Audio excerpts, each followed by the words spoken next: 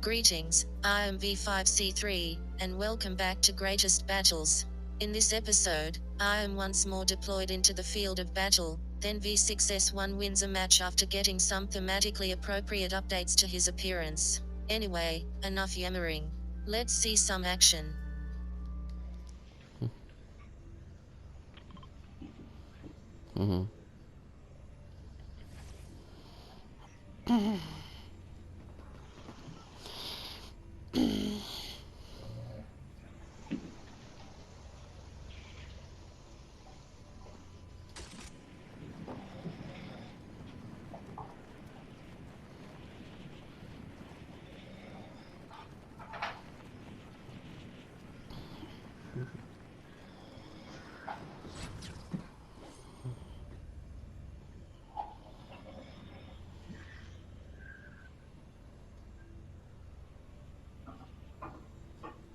So Jesse, do you want to land here?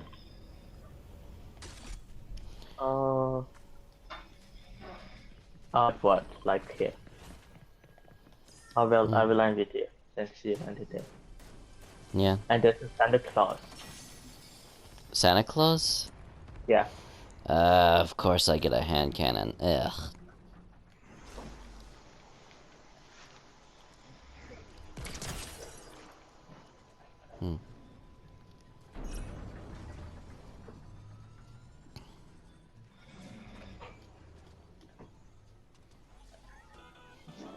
Okay.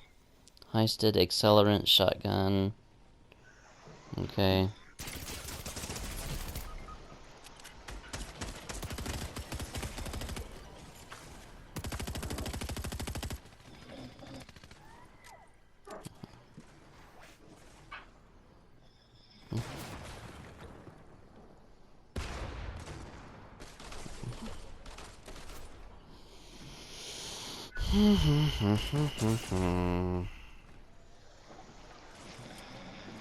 This is like chaos.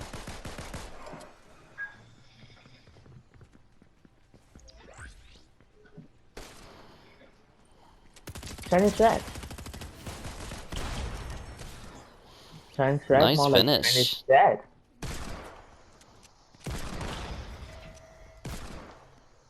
Nice. Thanks. I don't know why I said nice when you said nice takedown.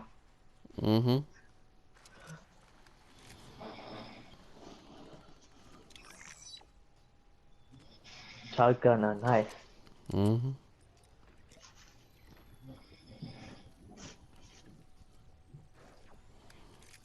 Shotgun, my hero.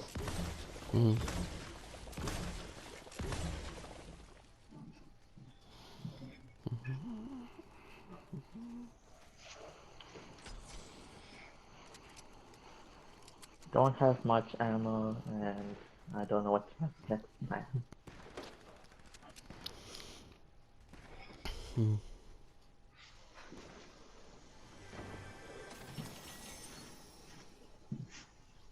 Got nice.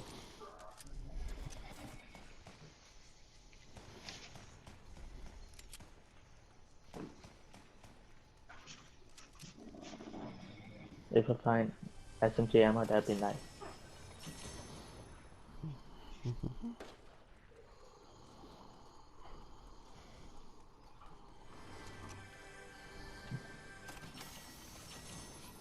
Purple. Nice.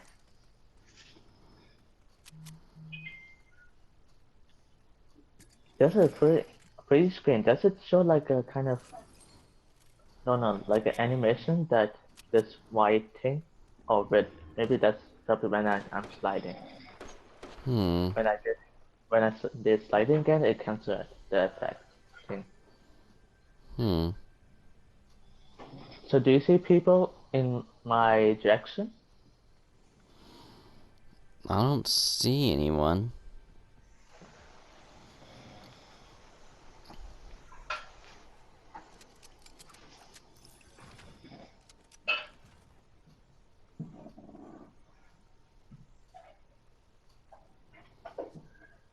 Okay, that's first step. Could be a player or not.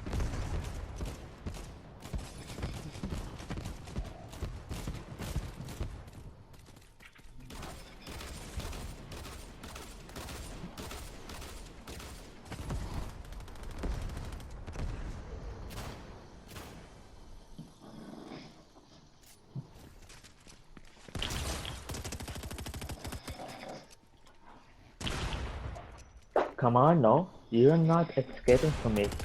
Do you ever think you're running away from me? No! That was so close. After an aesthetic update, I was deployed to the island alongside Rift Raven KS Pro and Twig Stomper. We made the executive decision to land at the long-gone 40 splits. This point of interest lasted only one season. It's honestly sad once you think about it, but it was replaced by what Jester claims was the most beautiful segment of the island in the entirety of Chapter 4, which contained Mega City, Kinjutsu Crossing, Naughty Nets, and a couple of oriental sanctuaries acting as landmarks. My thoughts? I focused more on my mission, and never paid the scenery any heed, unless I could hide inside or behind it, instead opting to let my human allies do it. I'm a special operations droid, and thus have no true emotions. I don't feel towards beautiful scenery like my human allies do. Anyway, I just took out my first opponent with a thunder shotgun. Say what you want about it, but its simultaneous double barrel blast hits hard. The only bad thing about it is that it fires rather slow. Twig Stomper has mastered it anyway, which is more than I can say about the rest of us. We typically gravitate toward weapons with a faster firing rate, and for good reason. Weapons with slower firing rates often get us eliminated while we wield them. Now you may make the case that we're not wielding them right, but you know what? Play your way, and let us play ours. Jester's been playing like this for 5 years, and we were programmed this way from the start. We can't just break through 5 years of conditioning overnight. In fact, it may take another 5 to 10 years to figure out how best to use the slower weapons. However, there are certain droids that specialize in, and even Mardi Jester has gotten better with, sniper rifles. We call those droids droid assassins. Also abbreviated as, what should be, the most terrifying 2-character name you should ever hear, V4. You heard me right. V4 droid assassins were specifically programmed to be snipers. Now engaging my next opponent. I'm wielding a heavy shotgun now, which has a significantly higher firing rate, at the cost of some power. And by the way, this is the new and improved, at least in Jester's opinion, heavy shotgun, not the old clunky predecessor. Yeah, I said it. This opponent decided to follow me into the bowling alley, a decision which proved deadly. Being at 1% system integrity made me think smarter because of my highly advanced self-preservation programming. Being a special operations droid meant I needed a processor that quickly accessed experience from my predecessors and successors, as well as my own. But to avoid the possibility that the lesser droids could rebel with such experiences as I've recorded, we V6s are the only droids left that the data stores only in our hard drive, instead of in the main router itself. Now that I've taken down my assailant, I decided to explore the bowling alley, finding some medium bullets in the process. I also got some chug splashes out of the cooler nearby. At this point, I think Twig Stomper was showing me and Jester, who can see from my point of view thanks to his tactical visor, a new armor he'd bought or developed. Either way, he popped up behind me. And now, I'm retreating, with my self-preservation systems on red alert, due to a blue skeletal being Jester recognized as Ragnarok having dealt massive damage in just a few shots. My retreat, however, was ineffective and short-lived, as Ragnarok finished me off. At this point, I don't remember the next few minutes, so we have to depend upon the drone following Twiggy around to see what happened next. It appears that Twiggy was hiding behind the vent and restoring his health with a medkit. After finishing that, he drank his last slap juice, getting his shield up to 15%, and his energy temporarily infinite. He then proceeded to smash the slurp barrels, with a pickaxe that didn't match his armor at all, further increasing his shield to 45%. He then moved on, blasting the opponents on the other side of the door with his thunder shotgun, and some sort of SMG, a twin mag if I'm accessing the right files. Here, the cold-blooded enforcer that patrols 40 splits bowling alley engages Twiggy in combat, but Twiggy, low on health, opts to retreat instead. He then drinks his minis, putting his shields up to the small shield maximum of only 50%. He then drops down onto his opponent, and swiftly knocked her down with an SMG and one last expert blast of his thunder shotgun. Twiggy is nothing short of a prodigy. Raven taught him well, and then Jester introduced him to release button to confirm edits, and that further improved how he fought, built, and edited. After finishing off the looper being carried by the Falcon Scout, he traveled via vent to a room full of slurp barrels, and proceeded to smash the fan in his way, then to drink all of his slap juice bottles, and then to smash the slurp barrels in the room. Once he finished with the first set, with a final total of 100% health and 69% shield, he then moved on to the second set. He then smashed the remaining barrels, putting his shield up to 99%. He then searched the chest, gaining more chug splashes and bars, then exited the room through the vent he entered it by, and moved back down the stairs to engage the faulty splits enforcer. However, she sent another spray of SMG rounds towards him, forcing him to retreat. As he went back up to go out through a hole in the wall, he met up with Ragnarok once again. He engaged him in one last firefight. They traded fire as Ragnarok moved to get the ever-coveted high ground, but it was no use, and Twiggy came out on top as the victor.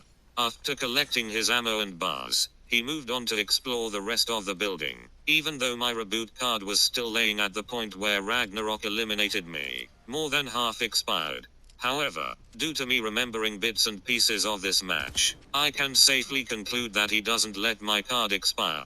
In fact, he's going for it right now. He then gets to a safe position as he prepares to reboot myself and Raven. And now, he's rebooting us, which means soon, I'll be able to narrate from memory again. We are now more than halfway rebooted. The rebooting process is slow and tense, always. You never know when an opponent will sneak up right behind you or your comrade, and either spray or blast you or them to oblivion. This time, however, Twiggy succeeded, and we were rebooted. I took the decision to glide away from the active war zone, and towards a house on the outskirts, hoping to peacefully prepare myself for the fights ahead. I pick up an assault rifle, and head up the stairs to search the rest of the house for more weapons, ammo, and medical supplies. I grabbed another heavy shotgun and some more light bullets here, and for some reason passed over the twin mag SMG twice. I guess I was experimenting with the tactical pistol at the time. Either way, I then go back down the stairs. Afterwards, I searched the produce boxes for consumables that would restore my shield. Once I find a couple of coconuts, I drank my slurp juice and ate the coconuts, then exited the house as my shield gradually rose to the maximum set by the slurp juice coconut meal I just had. Both to speed it up and increase said maximum, I smashed the slurp barrels I saw once I left the house, gaining an extra 20 shield. Even as my shield continued to raise, I harvested some slap berries, which individually don't make a difference in a survival or destruction situation, but together could be useful in a pinch. Ever so slightly anyway. Anything related to slap juice clearly had only one great purpose, and everything else was considered as a weak bonus. The one thing anything related to slap juice is great at is giving you temporarily infinite energy. Everything else is just weak, to the point where, if you're being pursued, you won't survive if you depend on it to save your life. Speaking of life and death, Raven was knocked down again, and he's almost dead, dropping his loot and the ever mysterious reboot card. We're heading his way, but there's no guarantee we'd finish the fight in time to safely revive him, and we'd have to pick up his reboot card anyway. We fought against a looper and the faulty splits enforcer, but as I mentioned before, there wasn't a guarantee that we'd save him in time, and as such, he succumbed to his injuries, and we were once again forced to reboot him. I then engaged my next opponents in battle, determined not to let them prevent me from rebooting Raven. As they hid behind the plant, I rushed towards the direction they went, and prepared to begin my assault anew. After a few such blasts, I had to reload my shotgun, but once that was finished, I started blasting them again, this time eliminating them. I then picked up a mini shield potion, and proceeded to the reboot van to reboot Raven. As I started the rebooting process, Twiggy engaged an opponent in a fight in the background. I maintained my focus until I finished the reboot, not even bothering to interrupt the reboot and fight. As a reward for my determination, the sound of the reboot blasted from the van, the resulting light show heralding the return of our twice-fallen comrade. Now, will he learn from his past deaths? Most likely not. Raven has always been the most reckless looper we've ever seen. He always rushes, assuming we would follow him, but unlike him, everyone else knows their limits, and tries to come up with a smarter strategy to fight against such opponents besides a headlong rush into a full frontal assault. Sure, we're not always perfect. Sometimes we too rush opponents. However, not as much as Raven does. He's always playing for a high kill game, and gets mad whenever his comrades kill his targets, regardless of if it saves his life. Recently, we've been forced to rush our opponents in order to earn these so-called survivor medals, which ultimately, we only got most of. I think the highest we got was either epic or legendary, while Task Force Vixen and a strange looper resembling Caddo Thorn got the exotic survivor medals, Pelora of which got the final one, and proudly carries her cries on her back to this day. Now we're opening this vault to get at the weapons, bars, ammo, and medical supplies inside. At this time, there was a pretty high chance that you got exotic weaponry. From the first rare chest, I got a purple thunder shotgun, guardian shield, shells, gold bars, and minis. Twiggy then directed my attention to a familiar, powerful sniper rifle. The boom sniper rifle. Okay, hear me out. The boom sniper's power is not in the initial damage, but rather in the blast that follows. Stick enough clinger bullets onto an opponent, and kaboom. Certain elimination. That's why most droids within the SDA, alongside Jester, love the boom sniper rifle so much.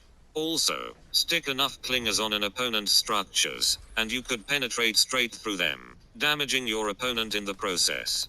Double bonus. Now we've engaged another team in battle, myself trying to line myself up for a series of snipes that would eliminate my target. However, they're not close enough to the edge of the cliff for me to even stick one clinger on them. Although, for this fight, it didn't seem as though I was needed very much, as Twiggy knocked down the opponent with a high-stid blink mag SMG, then subsequently eliminated them with a shotgun. I then started taking fire from an opponent, and started performing some evasive maneuvers. Once again, Twiggy proved himself as the most skilled fighter of our trio, knocking yet another opponent down with a shotgun. As I was hiding behind this excavator and healing myself with slap berries, Twiggy fought and eliminated yet another opponent with a high-stid blink mag SMG. Now I'm moving to rejoin my squad, using the high-stid run and gun SMG as a way to keep from running out of steam too soon. Each high-stid weapon, for anyone who doesn't know, has a different ability. One has explosive bullets, but isn't the boom sniper rifle. Another increases its firing rate and your movement speed with each hit. Then this weapon gives you infinite sprinting energy, and yet another will break through builds with one shot, though it's been significantly nerfed since then. And finally, another one allows you to teleport briefly after you reload it. For those of you who know this already, this lesson was not for you. For those of you who didn't know already, pay attention to what we use, and how we use them. Or, if you don't want any spoilers, it would be in your best interest to click off of this video right now, and watch something more up to date, which you most likely would prefer to do. You've been warned, so don't comment about not knowing there would be spoilers ahead. Greatest Battles is a highlight series, and for the most part, since we're so far behind, there shouldn't be any spoilers, but on the off chance you want to see what these weapons are and do for yourself, do yourself a favor, and watch Fortnite Follies. We're in Season OG, right now, and both Fortnite Follies and Task Force Vixen are going to be super important this season lore-wise, as the future is being changed, not just of the island, but of the SDA, Galaxy Core, and Task Force Vixen. Anyway, time to get back on track. We engaged another opposing team wielding Deku's Smash, a powerful punch that creates a horizontal tornado that obliterates anything in its path. I eliminated one such opponent with my high-stid run and gun SMG. After having done that, I start looking through the possible augments that I can apply to myself, the first selection of which was between Last Shots and Pelois Plunder. I then rerolled my choices, which became between Jelly Angler and Storm Mark. This time, I selected Storm Mark instead of spending bars for a new role. I then picked Splash Medic, and the next selection was Icy Slide and Harvester.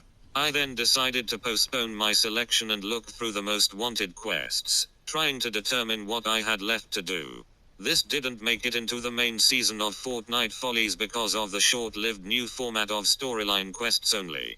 Then Task Force Vixen came along, with its once-a-week time slot, and stole the storyline quests from the 7 reserve forces. Not that we care. Anyone within Zenkai Studios can choose which responsibilities they took upon themselves within reason. Weekly quests are often multi-staged, so there are more of them than the rest, and then there are the special quests like the birthday quests, crossover quests, and sometimes even Wild Week quests. Anyway, back on the subject of the match at hand, we are down to the last off-screen showdown of the match, and who else would it be to clutch up the win off-screen than Twiggy himself? And with that, the match is over. Now we're heading for the outro.